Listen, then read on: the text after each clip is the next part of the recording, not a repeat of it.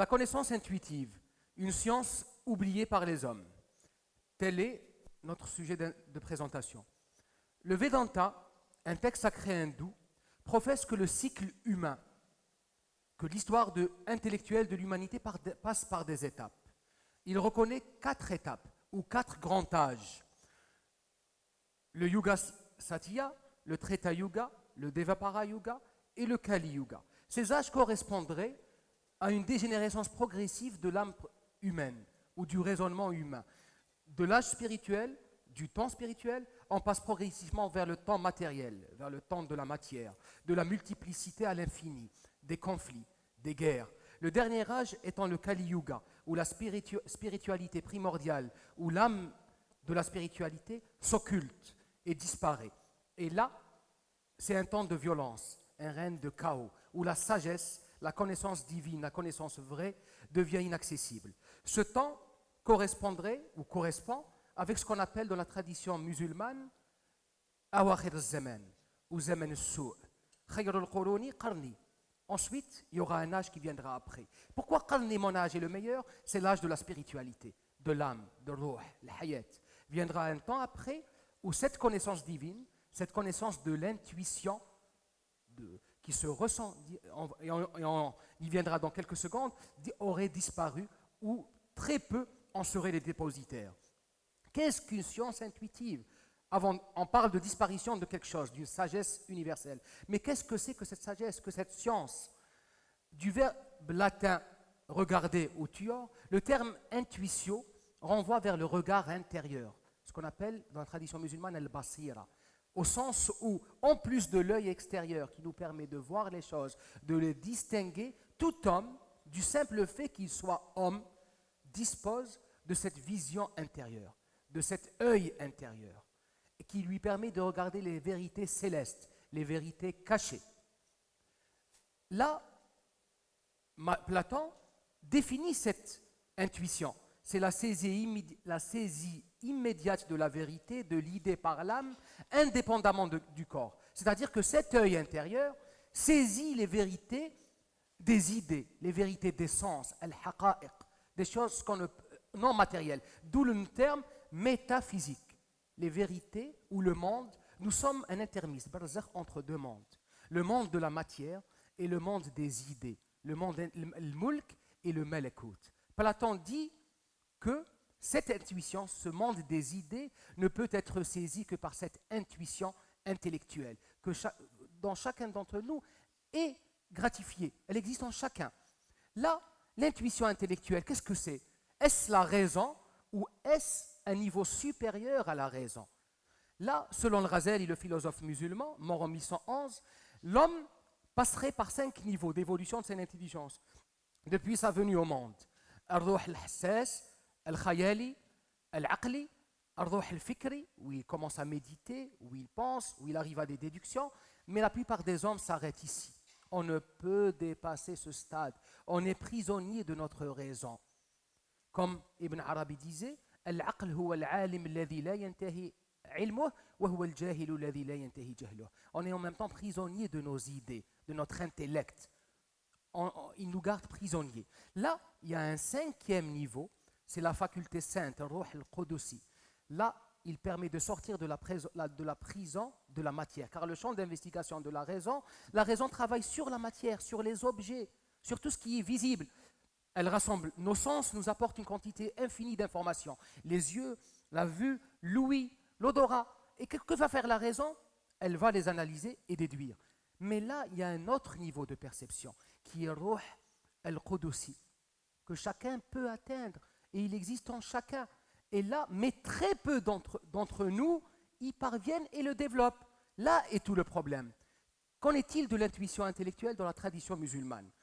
Comme pour les autres traditions, l'islam reconnaît qu'il y a 2 ordres de science, 2 ordres de connaissance. Cette connaissance matérielle, cette connaissance acquise qu'on peut apprendre, et il y a une autre connaissance, c'est la connaissance divine. C'est une intuition. C'est quoi l'intuition?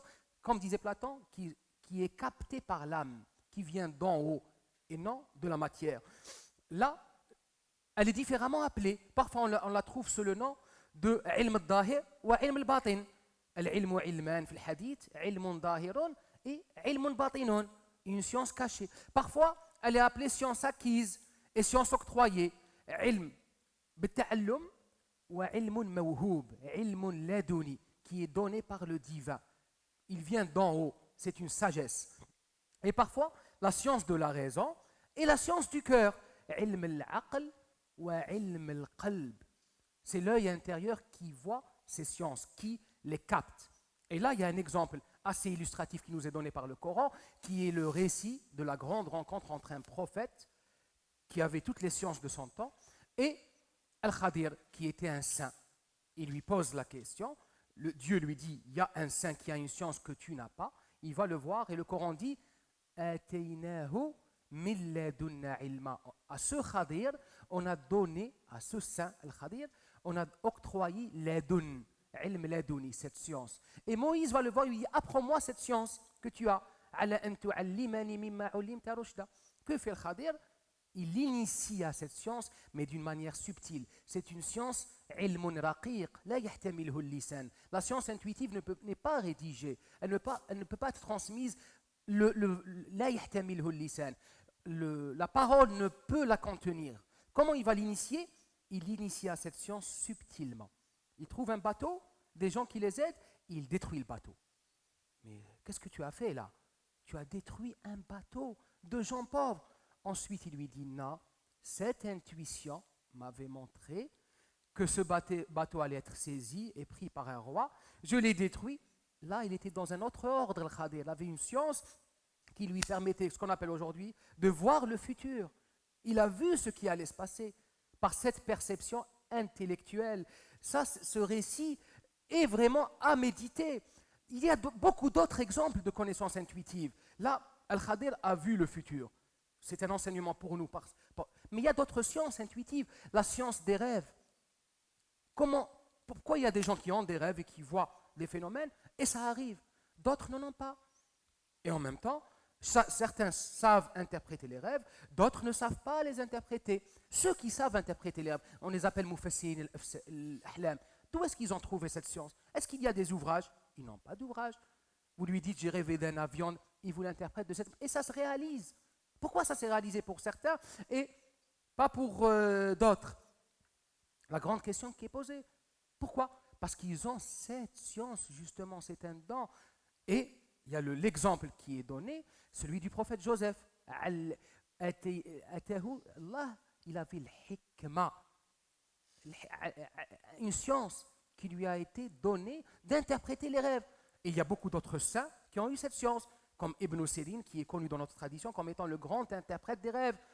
Et là, il y a le rêve, son interprétation change d'une personne à une autre. Une personne vient voir Ibn Sirin, il lui dit « J'ai vu que j'appelais à la prière », il lui dit « Ta main va être coupée ». Un autre, il vient lui raconte le même rêve, il lui dit « Non, tu vas aller au pèlerinage ». Puis quelques temps après, il pose la question « Mais comment vous avez su ?» Il l'a su, tout simplement. Comment il l'a ressenti. C'est une science qui lui a été octroyée. Il leur explique après, parce que le premier, j'ai vu que ce n'était pas un homme pieux, en disant j'ai vu l'Aden, ça voulait dire par là, c'est l'amputation. Pour le deuxième, j'ai vu qu'il était pieux, qu'il était un homme de bonne famille, et le verset qui me vient à l'esprit, c'est des pensées qui viennent, ce n'est pas lui qui les a. Le verset qui me vient à l'esprit, c'est tu iras au pèlerinage. Là, c'est la science des rêves et c'est vaste. Il y a d'autres sciences. La science du symbolisme divin. Comment interpréter les symboles de Dieu. Le monde qui nous entoure. Comment la tradition l'appelle? Ayat.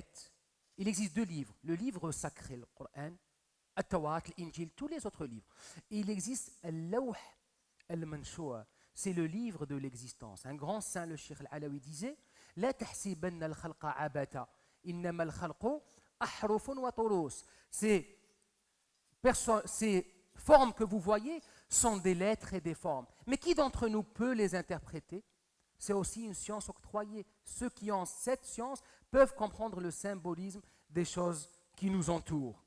Une autre science, c'est la science des lettres. La science des lettres, c'est l'ahruf du Coran. Alif, lam, mim, kaf, ha, ya, ain, sad, ha, mim. On dit que c'est, selon certains, des formules mathématiques qui contiendraient tout le secret de l'univers, tout ce qui s'est passé et tout ce qui arrivera. Mais qui peut les percer? C'est une science octroyée qui est donnée à qui Dieu le veut. Un autre exemple, et je terminerai par cet exemple, c'est ce qu'on appelle de la firasa, qui est une science octroyée. Le prophète disait Ittaqu firasat al-mu'min fa innahu yanzur bi nurillah. Prenez garde à l'intuition, le firasa, du croyant, car il regarde par la lumière de Dieu.